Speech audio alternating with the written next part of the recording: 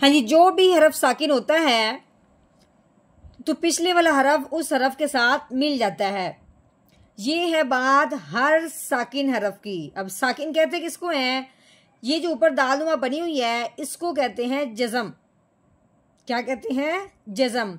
अब ये जज़म जिस हरफ के ऊपर आए उस हरफ को साकिन कह देते हैं। अब ये जज़म किसके ऊपर आई है? या के ऊपर, तो ये हो गया या साकिन। यहाँ एक बात समझने वाली है कि हर साकिन हरफ जो होता है वो पिछले वाले को अपने साथ मिला लेता है, लेकिन जब या साकिन हो तो उसको पढ़ने से पहले थोड़ा सा गौर करना पड़ता है, क्योंकि या साकिन पे कायदा जारी होता है तो ज़रूर होता है, यानी कि उसको पढ़ने का तरीका वहीं समझना पड़ेगा कि इसको अब हमने किस तरीके से पढ़ना है। या साकिन का भी यही है कि उसने पिछले वाले को अपने साथ मिलाना है, लेकिन उसको पढ़ने से पहले पीछे गौर करना पड़ेगा कि या साकिन से पिछला वाला जो हरफ है उसके ऊपर ज़बर है, ज़ेर है, पेश है, क्या है? पेश तो आएगी नहीं या साकिन के साथ, ठीक है? या तो पीछे ज़बर होगी या पीछे ज़ेर होगी। अब अगर तो या साकिन से पीछे ज़ेर आ गई है, जैसे कि अब ये आई हुई है, ठीक है, या साकिन से पहले अगर ज़ेर आ जाए तो वहां पे मद का कायदा जारी होगा। क्यों? कि या साकिन से पहले ज़ेर हो तो वो पिछले वाला हरफ उस या साकिन के साथ मिलते हुए एक अलिफ के बराबर लंबा होगा, इसलिए यहाँ पे यानी जो मद का कायदा जारी हुआ है उस वजह से हमने इसको लंबा करके पढ़ना है। कैसे पढ़ेंगे? वो या ज़ेर इस तरीके से, ठीक है।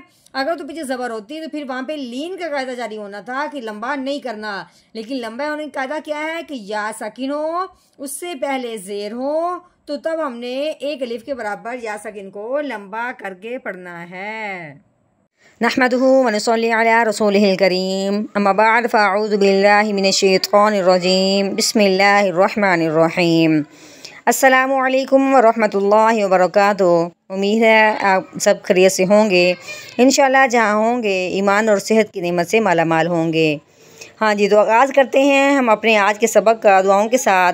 तो चलिए शुरू करते हैं। अल्लाहुम्मा सल्ली अला सय्यिदिना व मौलाना मुहम्मदिन व अला आलि सय्यिदिना व मौलाना मुहम्मदिन व बारिक व सल्लिम।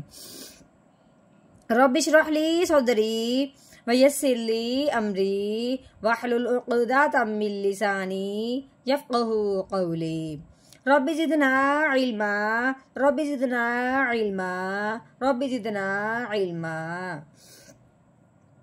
अऊज़ु बिल्लाहि मिनश शैतानिर रजीम, बिस्मिल्लाहिर रहमानिर रहीम। हाँ जी, ये लाम है, लाम के नीचे ज़ेर लगी हुई है, ठीक है। तो लाम के नीचे ज़ेर हो तो कैसे पढ़ेंगे? लाम ज़ेर ले। आगे ये या के ऊपर ज़बर लगी हुई है, आगे ये वाओ, वाओ के ऊपर जज़म लगी हुई है। ये जज़म जिस हरफ के ऊपर आए उस हरफ को साकिन कहते हैं। अब ये जज़म आई है वाओ के ऊपर, इसका नाम हो गया वाओ साकिन, ठीक हो गया। हर साकिन हरफ जो होता है वो पिछले वाले हरफ को अपने साथ मिला लेता है। अब पिछला हरफ कौन सा है? या है। अब इसने वाओ के साथ मिल जाना है। ये जज़म जिस हरफ के ऊपर भी आएगी बस पिछले वाले हरफ को उस हरफ के साथ मिला देना है। लेकिन जब ये जज़म वाओ के ऊपर आती है, जब ये वाओ साकिन होता है तो वाओ साकिन पिछले वाले हरफ को अपने साथ मिलाता तो है ही, लेकिन साथ उस पर एक कायदा भी जारी होता है। कायदा मतलब क्या है कि वाओ साकिन हो और उससे पहले हरफ पे अगर ज़बर आ जाए, वाओ साकिन हो उससे पहले हरफ पे ज़बर आ जाए तो पहले वाला हरफ जो है उसके साथ मिलने के साथ साथ नरमी से अदा होगा, ना वहाँ पे झटका लगेगा ना ही यहाँ पे लंबा होगा। ये कायदा जो होता है जारी होने का, ये सिर्फ वाओ साकिन या साकिन हो तब जारी होता है, वरना और जो भी हरफ साकिन होगा किसी पे जारी नहीं होगा। या वाओ ज़बर याओ, कैसे? याओ ली याओ। हाँ जी, आगे मीम है, मीम के नीचे दो ज़ेर हैं, इसी तरह अगर ऊपर होंगी 2 ज़बर, नीचे होंगी तो वो 2 ज़ेर होंगी, और वैसे अगर 2 पेश आ जाए तो उसको 2 पेश, यानी कि 2 ज़बर हों, 2 ज़ेर हों या 2 पेश हों तो इनका नाम तनवीन होता है। अब मीम के नीचे 2 ज़ेर आई हैं, अब हमने कहना है कि मीम के नीचे तनवीन आ गई है। ठीक है, तनवीन जिस हरफ के नीचे आए, जिस हरफ के ऊपर आए, उसको पढ़ने से पहले अगले हरफ को देखना होता है कि अगला हरफ कौन सा आया है। आगे तो अगर हरूफे हल्की में से कोई हरफ आ जाए तो तनवीन पे गुना नहीं करते, बगैर गुने के इजहार के साथ पढ़ते हैं। अब यहाँ पे जब हमने देखा है मीम के नीचे तनवीन है, आगे आइन हुरूफ हल्की में से है, अब तनवीन पे गुना बिल्कुल नहीं करना, बगैर गुन्ने के इजहार के साथ पढ़ेंगे। तो कैसे पढ़ेंगे? मीम 2 ज़ेर मिन लियौमिन, गुना करना है तब लहजा भी वैसा बनाना है, गुना नहीं करना तब भी लहजा वैसा बनाना है कि पता लगे कि यह गुना नहीं हो रहा, बिल्कुल वाजे करना है। आगे ये आइन है, आइन के ऊपर लगी हुई है ज़बर, आइन ज़बर आ। आगे गौ के नीचे लगी हुई है ज़ेर, उसके आगे है या के ऊपर लगी हुई जज़म, तो ये हो गया या साकिन। या साकिन, मैंने क्या कहा था कि या साकिन हो या वाव साकिन हो, उसको पढ़ने से पहले थोड़ा सा गौर करना पड़ता है कि इस पे कायदा कौन सा जारी होता है। यहाँ पे हमने जो कायदा जारी किया था वो लीन का था, और या साकिन है तो हमने क्या कहा था कि जो भी हरफ साकिन होगा वो पिछले वाले हरफ को अपने साथ मिला लेगा। हाँ जी, तो लेकिन हमने क्या कहा था कि जो या साकिन हो या वाव साकिन हो तो उसको पढ़ने से पहले कायदा जारी होता है। वो कायदा जारी कौन सा होगा, उसको पढ़ने के लिए, समझने के लिए पीछे जाना पड़ेगा।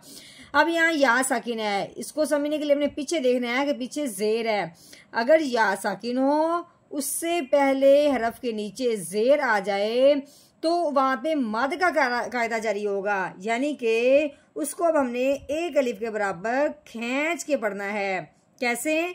वो या ज़ेर वी। हाँ जी, आगे मीम है, मीम के नीचे तनवीन है, यहाँ पे अगर हमने वक़फ़ करना है इसलिए अब हमने आगे नहीं देखना। ठीक है, हाँ जी, अब हमने बस वैसे सिंपल पढ़ना है, मीम 2 ज़ेर मिन आज़ीमिन। हाँ जी, अब हमने करना है यहाँ पे वक़फ़। वक़फ़ की सूरत में जो आखिर वाला हरफ होता है उसको कर देते हैं साकिन। जिस तरह ये हरफ साकिन होता है, जैसे मानी कि वैसे हरफ साकिन होता है, वैसे ही अब हमने इसको साकिन कर देना है। अब साकिन कैसे करना है? अब हमने इसके दोनों ज़ेरों को हटा देना है, फिर मीम के ऊपर कोई ज़बर ज़ेर पेश नहीं होगी, तो अब मीम साकिन हो गया। ये क्यों हुआ है? इस वक़फ़ की वजह से। तो अब हमने कैसे पढ़ना है? आगे वक़फ़ आज़ीम आज़ीम। हाँ जी, इस मुकम्मल आयत का हमने तोड़ कर लिया है। ये आयत देखने में तो बहुत छोटी है, लेकिन ये बहुत बुलंदी वाली आयत है, क्योंकि इसका तर्जमा ही इसके अंदर बहुत बुलंदी वाला छुपा हुआ है। ठीक है, हाँ जी, इस आयत को हमने छोटा नहीं समझना, क्योंकि छोटी छोटी चीज़ बहुत बुलंदी वाली निकलती है, इसलिए इस आयत को हमने बहुत बड़ी अजमत वाली आयत समझ के इसको पढ़ना है, क्योंकि कुरान पाक की एक एक आयत, एक एक हरफ ही बहुत बुलंदी और अजमत वाला है। ठीक है, तो चलिए शुरू करते हैं रवानगी के साथ। अऊज़ु बिल्लाहि मिनश शैतानिर रजीम। सूरतुल मुतफ्फिफीन मक्किय्यह। बिस्मिल्लाहिर रहमानिर रहीम। लियौमिन अज़ीम। लियौमिन अज़ीम।